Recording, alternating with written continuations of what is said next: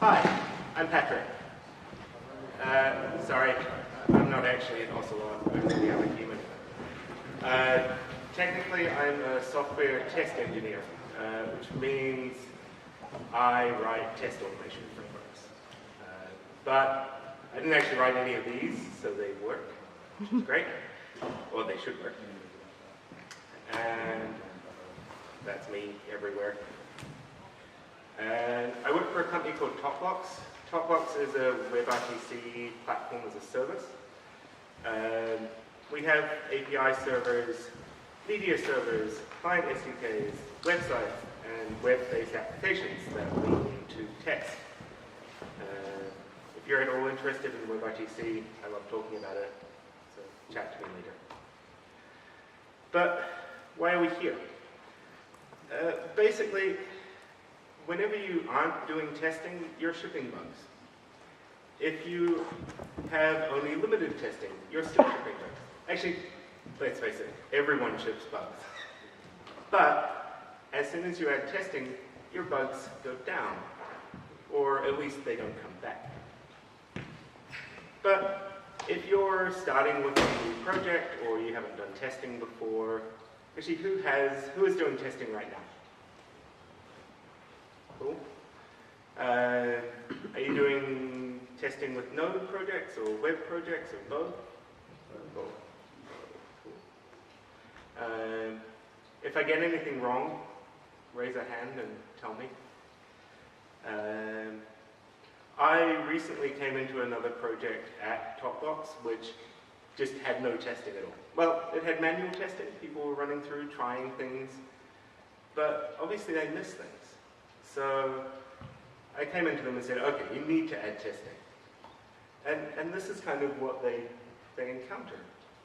All these words that, I mean, they mean things, but until you get started, you just don't know.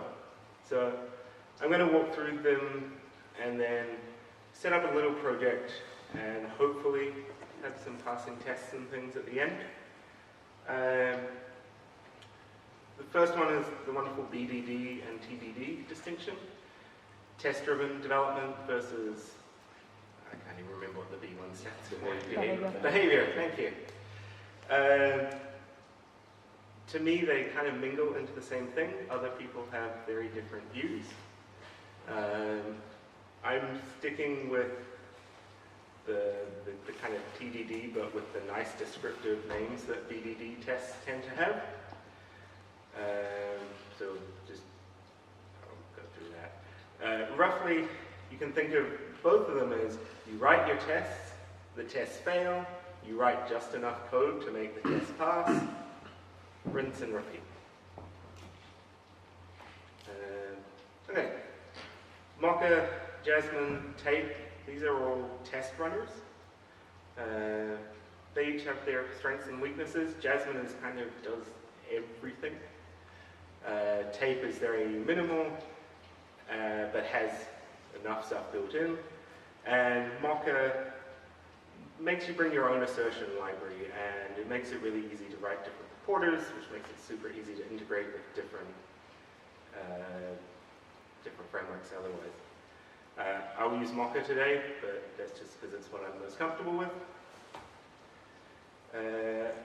Try, should.js, and assert. These are all assertion libraries. These are how you write lines of code that say, this thing should be this thing.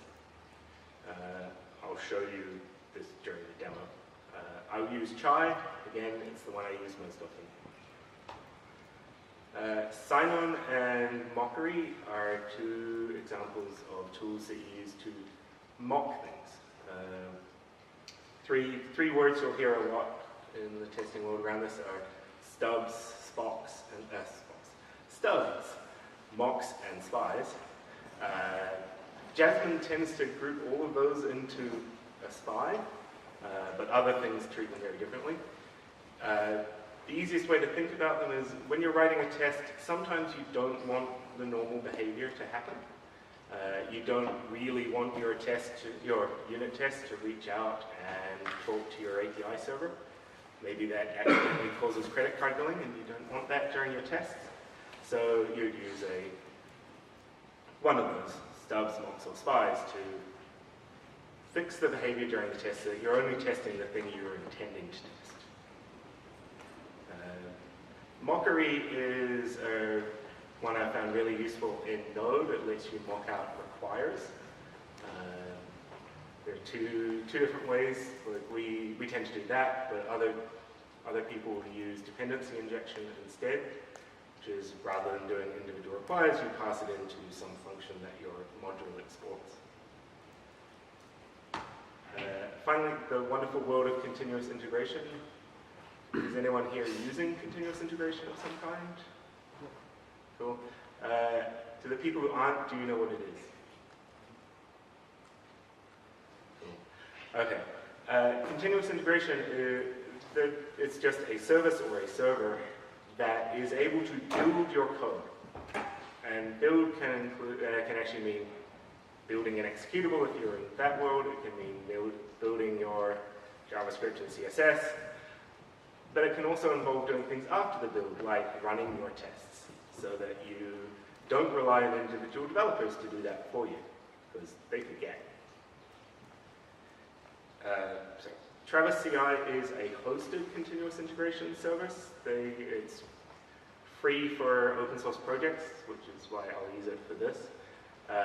But they have a paid version, which we make quite a lot of use of at Topbox. Jenkins is a self-hosted continuous integration server.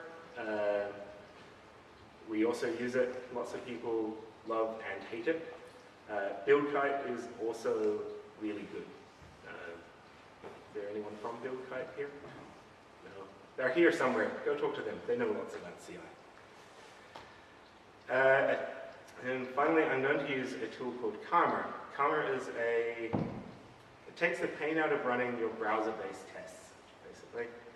It lets you run a command line, use your terminal to run a command that then runs your tests in browsers, whether it be Firefox and Chrome, Edge, whatever on Windows that isn't Edge, or you can launch browsers on Source Labs or BrowserStack, and brings all those test results back to your terminal window, and makes it easy to use with your CI server, which is also good. Okay, let's try a demo.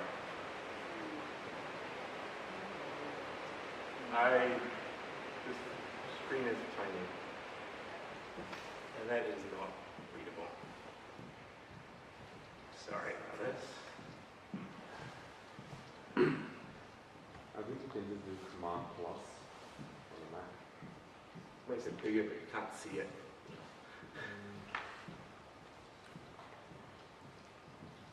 Let me just try.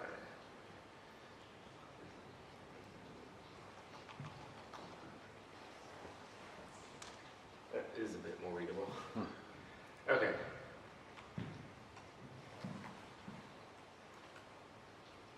So, for the purposes of this demo, I'm going to make a very simple Express-based Node.js app that just wraps cow-say, which just generates a little ASCII art of a cow. It's going to be a little REST API and then a little React app to consume it, and then we'll test it to make sure things are outputting the right thing. So to get started, I need to bring in the cow-say code.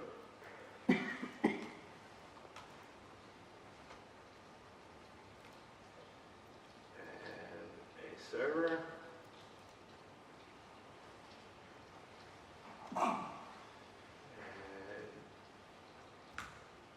Okay. The code for this whole, everything I do here will be on, or is already on GitHub. And the actual node server is not very interesting, so. Okay. Let's try that little server that I just made. Uh-oh. I have a bug, surprisingly. And what have I done here? There is no speak function. What a shame I didn't have a test for this.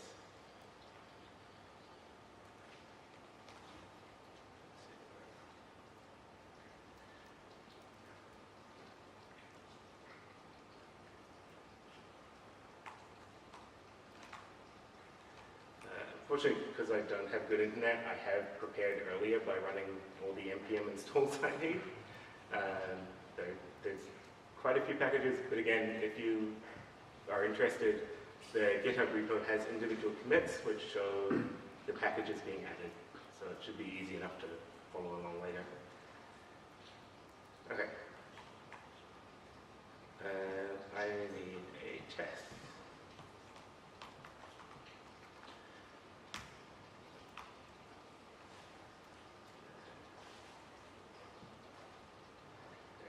This is a very basic MOCHA test. Right now it does nothing.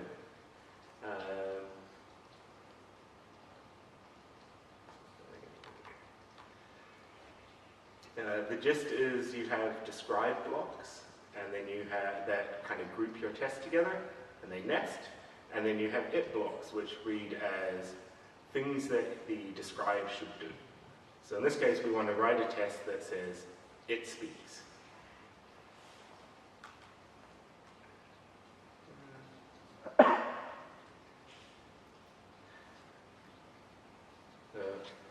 Because this is normally a REST API, but I have it as a separate module, I can run it separately outside of my web server. I can just call routes.cow, which comes from that routes.js file from before. I need to pass in a fake request object and a fake response object. But now I need to actually get it to test that it works. And I do that with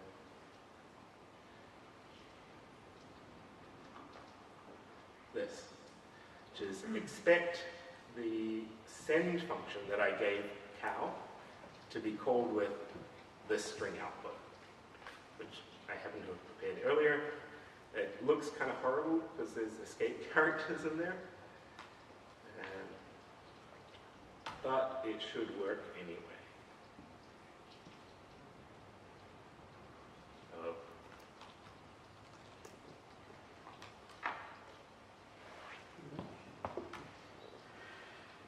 That didn't work.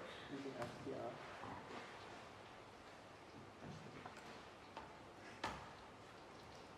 Yes, there we go. And now we see what the problem was. I knew already. Cowsay.speak isn't a function. So it should be cowsay.say. If I go into here, fix that to .say, and now my test passed. Excellent. Now if I ever make that mistake again in that function, my test will catch it before I release it into production. Now, when it comes to adding a GUI, React is kind of super popular these days. It's completely overkill for this project. Let's use it anyway.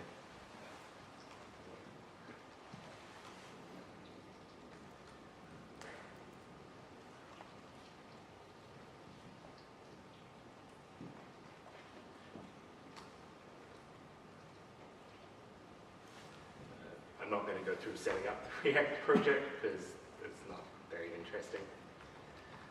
But we end up with this nice little UI here that shows the output. But we should test that to make sure that it actually works and that it calls the server correctly.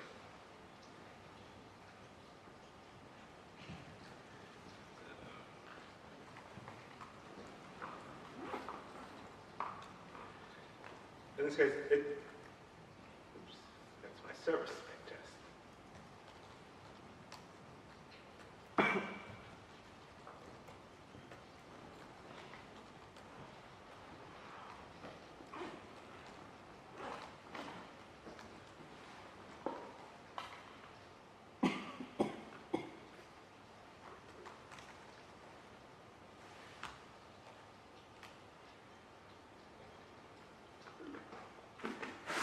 This test is going to look a lot like the server-side test because I'm using Mocker and Chai again.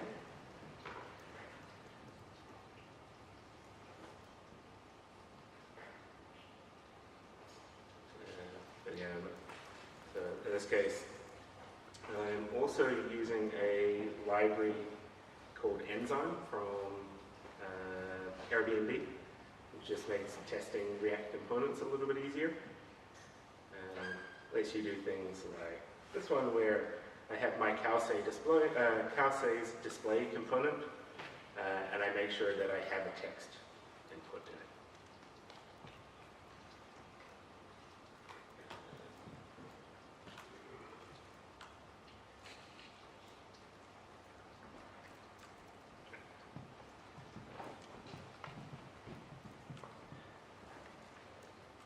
To actually run my tests, I'm going to use Karma. Setting up Karma is not terribly difficult, but does mean writing a Karma configuration, which I have done. Oh, I haven't done. I should do that.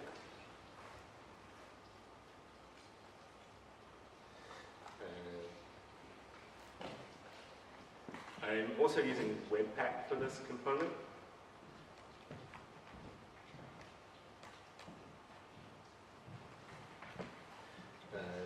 Basically, you tell Karma what browsers you want to use, what testing frameworks you're using, and where to start looking for your tests. In this case, I have a little test.webpack.js that finds all the files that end in -test.js. It's a bit easier than trying to do them by hand.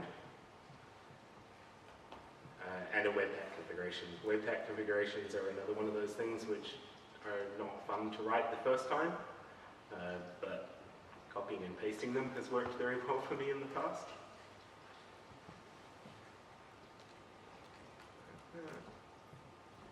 And, oh, I need to write that Webpack file as well.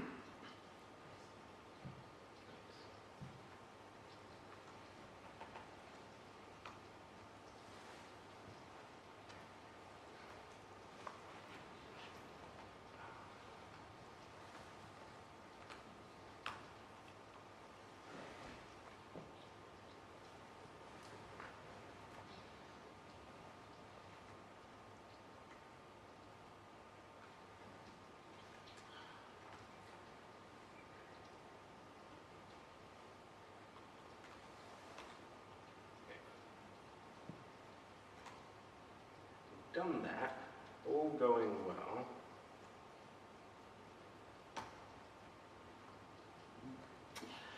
Nope.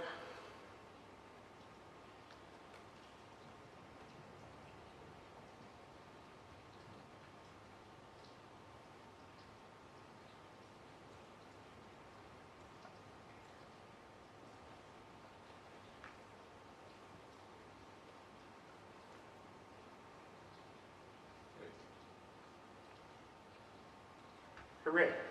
Hooray for having multiple copies of this checked out. What actually runs in the browser is not a very interesting page. If I do it quickly, I should be able to get it.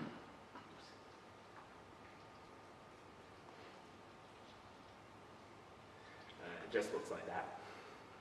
You can also run it without that single run, which leaves those browsers windows open and watches your test files so that whenever you change your code or your tests, the tests automatically rerun and you get the results in your terminal window.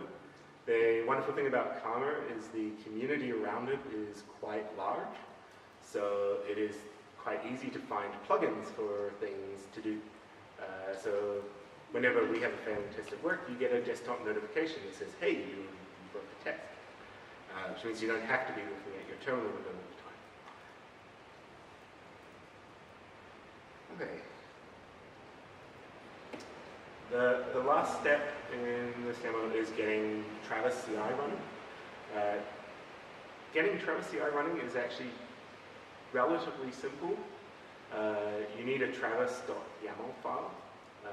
It just tells it to run that your project's a node project.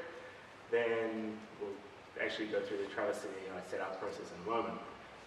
But whenever you do a pull request or you push into a repo, it will automatically check out your project, run npm install or any other, or whatever else if you're using Ruby or other languages, and then run your tests. And then if your tests fail, report back.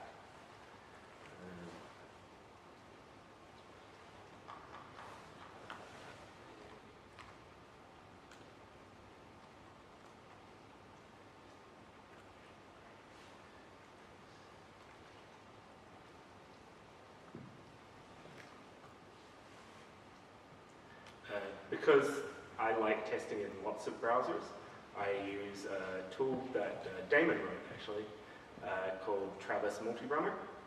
It's not difficult to set up. It's typically as simple as going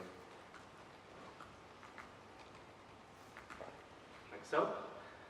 That will even create a travis.yaml file for you if you have never created them before.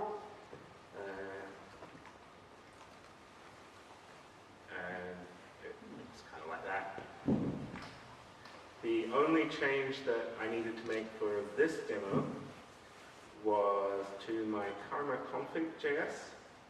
And again, this is kind of yucky code, so it's easiest to just get it from GitHub. It goes through and says if we're running in Travis, and Travis has told us which browser to use, we ignore the usual browser lists of before I tested in both Chrome and Firefox. When I'm running in Travis, I let Travis Multi-Runner tell me which browser I'm running in, and then it runs in the beta, the stable beta and nightly versions of both Chrome and Firefox, and it does them at the same time, so each one only does one. So you need to do a little bit of work to make it use those. But after that, it's just a case of committing that code and submitting a pull request. So, because I don't have the internet, I'm going to go back to my slides and go to a fake demo. Getting started with Travis CI is ridiculously simple. You just go to travisci.org, click the sign in or sign up buttons that both log in with your GitHub credentials. Obviously, if you don't use GitHub, it's not going to work out very well. Then to turn it on for a new project, it's just clicking the on button. It automatically communicates with GitHub so that whenever you do a push or a pull request to the repo in question, it automatically triggers Travis CI to do its thing. You can configure it a bit. But to actually kind of show it, I'll create a pull request that added my Travis configuration. And at the bottom there, as soon as I clicked create pull request, I have this new some checks haven't completed yet, continuous integration Travis CI.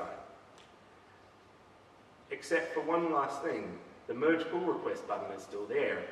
Anyone can go and merge this even though my tests haven't run yet. Or worse, they might even fail. GitHub introduced protected branches a few months ago. It is a wonderful feature for people who work in teams. You just pick a branch, and then you do things like, say, require the status checks to pass before merging, and you choose which ones. And once I add this Travis CI to that list, suddenly that merge pull request button is disabled. Check on the test, oh, look, the test is still running, and now they've passed. And as soon as they've passed, you can merge the pull request. And you can use these status checks for really powerful purposes. We use them to do code review. We use a tool called Review Ninja. It's a free tool from SAP. And whenever someone submits a pull request to a repo, the Review Ninja sets a status that says not, waiting on approval. And until one of the other team members says, yes, this is good, the pull request can't be merged. You can also use it to do things like check to make sure that someone hasn't published something to NPM that they shouldn't have, or anything like that. That is where this talk is. This talk is finished. Questions? Obviously, like I said, I kind of skipped over all the NPM installs, and some of those NPM installs are like 4 lines long in my document for this demo. So if you are interested in this stuff, please find me, and I will happily help you set it up. Just a comment more than a question. Like I love that same stack that you're using there, and what I didn't discover straight away with Karma was that when it's watching your files, you can hit the debug button. It'll open up port 9876, and then you can put breakpoints in your code and step through your tests as they're running, which I've found super useful. Yeah, that's a great point. We use both Chai and MOCHA and Chai and JASMINE, and the JASMINE projects especially make heavy use of going into that debug mode and being able to then click on one test to run just that test or add breakpoints. That debug mode is wonderful. I wish there was a way to make it open that by default sometimes. Yeah. Any other questions? Oh, yes. Are there any browsers that Karma doesn't run on? Which browser? I'm not sure. I don't run Windows myself, and whenever I run Windows browsers, I launch them using Source Labs. And I think they have Edge support, and Karma seems to work there. It pretty much, as long as it has WebSockets, then the browser will work. We've used Karma to launch Chrome and Firefox on Android devices as well. That is a different world of pain, but it's totally doable. The main project of TopBox that I've set up this stuff for also has a plugin for Internet Explorer, and so we use Source Labs to run that, and we're able to, as part of that setup process, have Karma tell Source Labs to install the plugin first. Yeah, you can do a lot with it. Okay, so I was using Travis to run Chrome. It's not specifically related to Karma. I tried Karma, but I was using another testing tool and trying to make Chrome work on Travis. And then I fall into this abyss, right? When I realized that to make Chrome work in Travis is not as simple as it seems. Mostly because when I started doing that, I discovered that Chrome had removed from Linux, from an Ubuntu repository, a version of Chrome that is not supported anymore. There was throwing some errors or some things. I don't know if you're aware of this.